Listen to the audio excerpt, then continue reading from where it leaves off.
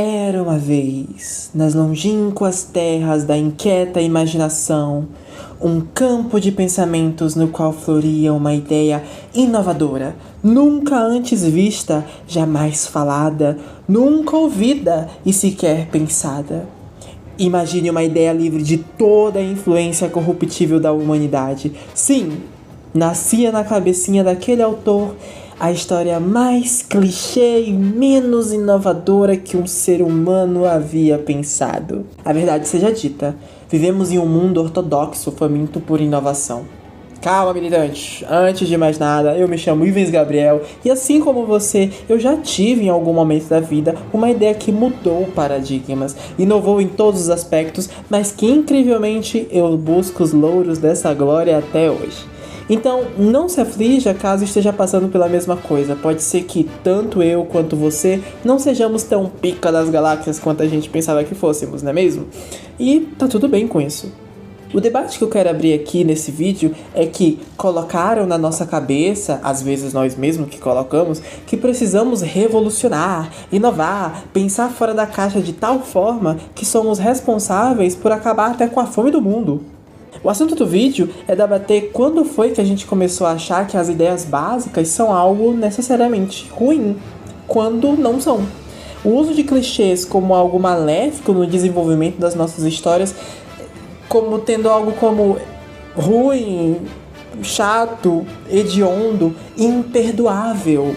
Então, aceite a sua mediocridade e conviva com ela. Liberte-se, viva a mediocridade, porque somos todos medíocres.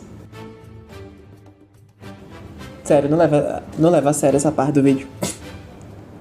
Das loucuras da Disney de continuações e revivals, Os Feiticeiros de Waverly Place, uma série de 2007 protagonizada pela cantora Selena Gomez no papel de Alex Russo, ganhou uma série spin-off que tem o objetivo de atrair o público infantil novo e contar uma história do que acontece no futuro do irmão da Alex, o Justin Russo. E para isso, os roteiristas resolveram inovar. Como?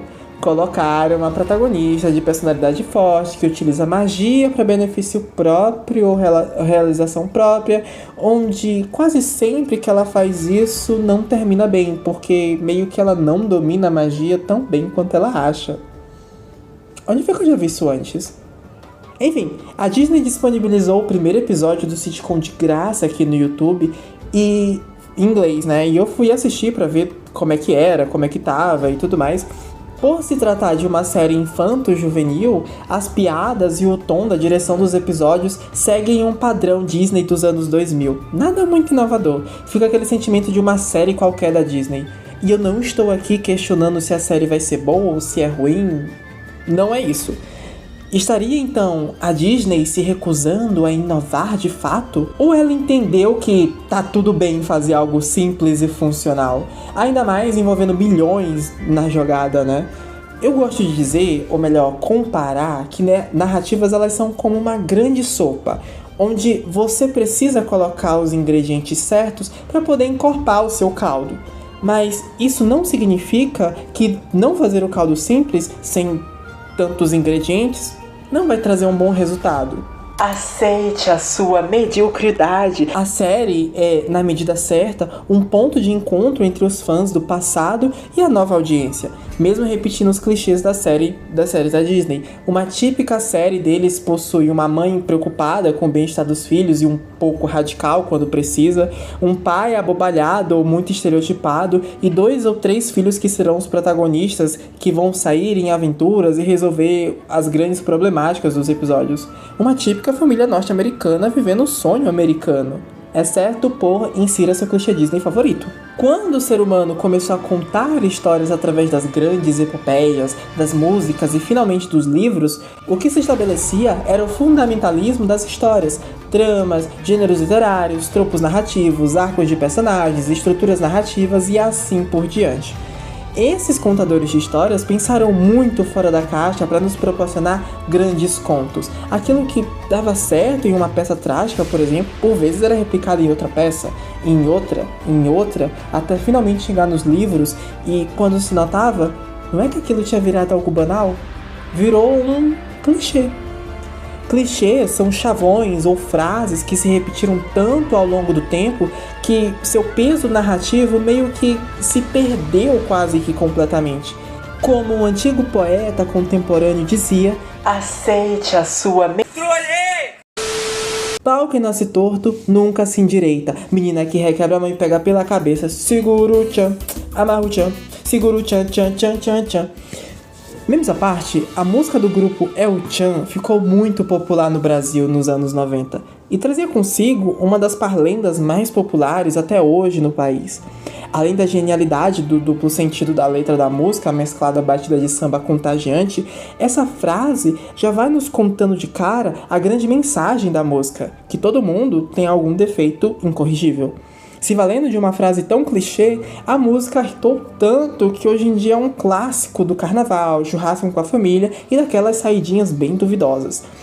E você pode até nunca ter ouvido essa música, mas pode ter certeza que essa aqui virou um clichê na playlist dos brasileiros. Rapaz, não é que o simples também pode ser bom? Aceite a sua mediocridade. E se você não entendeu até agora, eu vou colocar em pratos limpos de uma vez o que eu quero dizer. Parem de vilanizar os clichês. Eu ironizei no começo do vídeo, mas eu preciso esclarecer que não tem problema você ter uma ideia para uma história que meio que já existe. Não se envergonhe por ter tido uma ideia de uma trama genérica. Sabe por quê? Porque ideias isoladas e não trabalhadas, não desenvolvidas, não constroem narrativas. E mesmo que você tenha uma história genérica, nada te impede de abraçar essa história e se propor a fazer exatamente o que a mediocridade dela lhe permite. Porque, mais uma vez, aceite a sua mediocridade. Talvez essa vilania atribuída aos clichês literários seja justamente por eles demonstrarem uma falta de originalidade, inexperiência e até porque enjoou, né? Vamos combinar que enjoou. Quantos livros falam sobre a garota diferente, de cabelos ruivos e que não se encaixa em nenhum lugar porque ela é muito diferente das outras garotas? Quantas séries não arrastam um conflito super simples até os últimos 2 episódios da temporada e ainda fecham a temporada em aberto com aquele grande cliffhanger para uma próxima temporada que foi cancelada?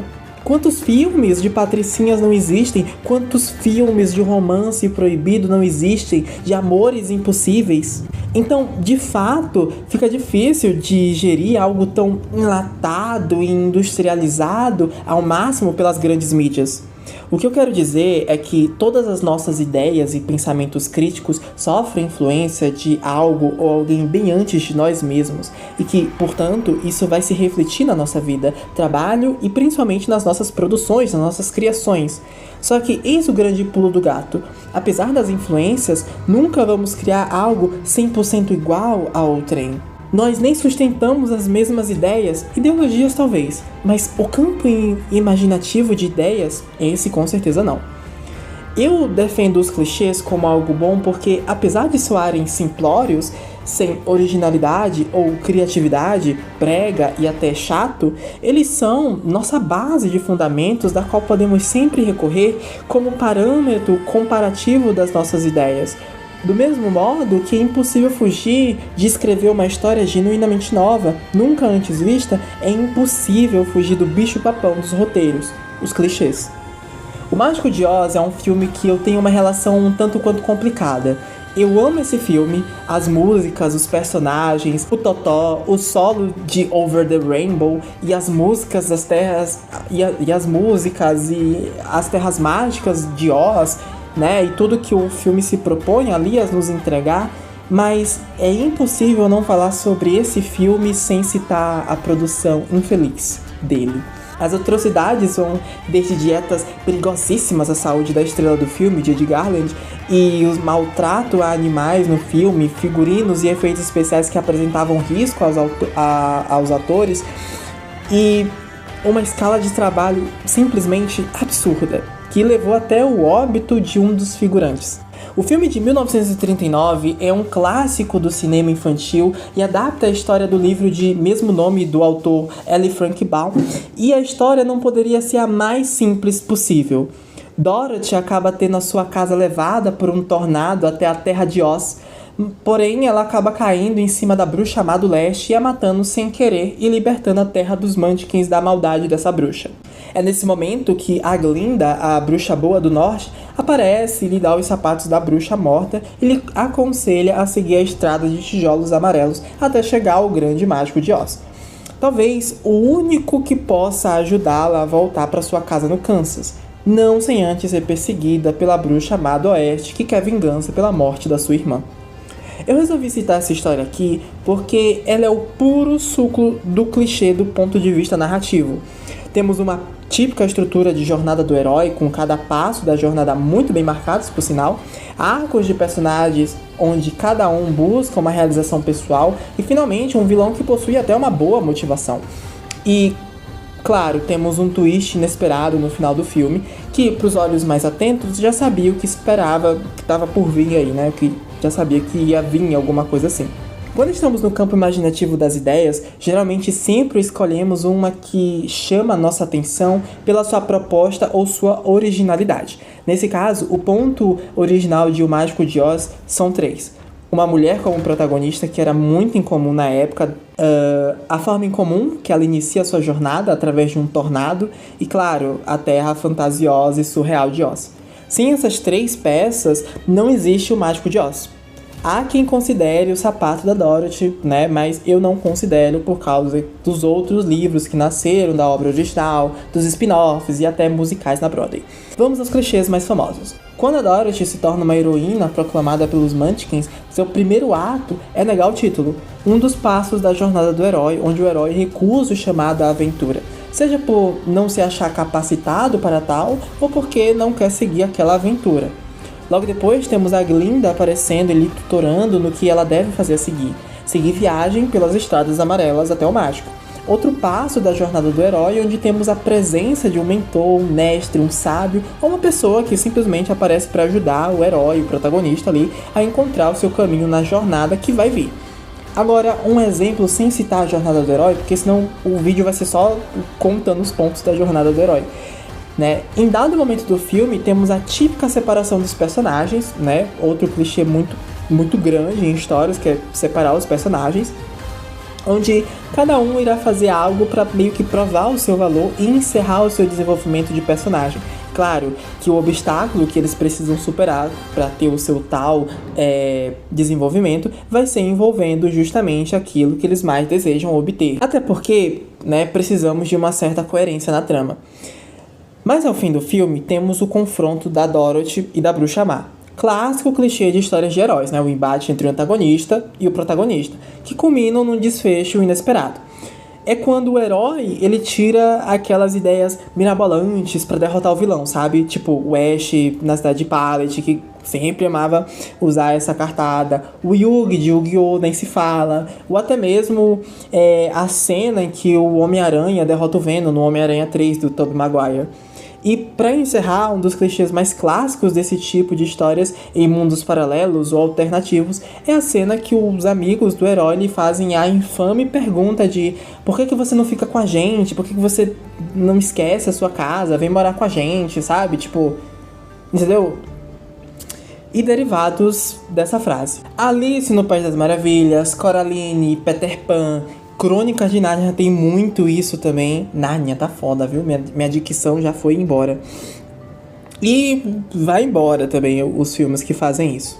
Percebam que, apesar de ser uma história de execução simples e fantasiosa, os clichês encaixados nos pontos chaves da trama dão graça e tornam cada vez mais uma história única, engrossando o caldo da sopa, entende? Mesmo sendo um filme antigo e talvez batido, filmes e séries atuais se validam dos mesmos fundamentos para nos surpreender quando menos esperamos, encaixando um clichê em uma cena inesperada, subvertendo o clichê e pensando até fora da caixa de forma simples. Tal qual a Disney não mudando sua estrutura em séries de sucesso, ou é o Chan surpreendendo com a genialidade de usar uma parlenda que conversa perfeitamente com as estrofes da música. A sacada é controlar a expectativa do consumidor, buscando sempre transmitir de forma eficaz os valores da sua história. Então, não evite usar clichês para facilitar a linguagem, se assim for. E caso você sinta que tais clichês estão tirando a sua originalidade, Simplesmente retrabalhe as cenas até chegar ao ponto que esteja satisfeito. Do seu jeito, sabe? Que foi? Ninguém disse que ia ser fácil. Não há como fugir de clichês, como também não há chance de você escrever uma história imaculada, da influência alheia. Mas há como balancear sua originalidade com um pouco das preguiças dos clichês. Não se afete pela famosa frase, se todas as histórias já existem, por que continuar a escrever? E sabe qual é a minha resposta para isso? Aceite a sua mediocridade